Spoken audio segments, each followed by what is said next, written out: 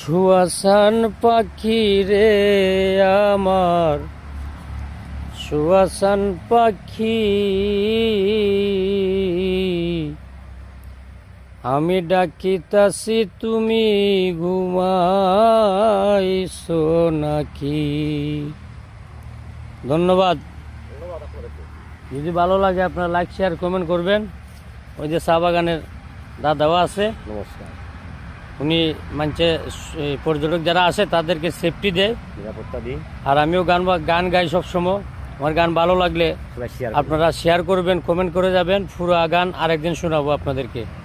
আর সবসময় এদিকে আসলে দাদাকে চিনে রাখেন।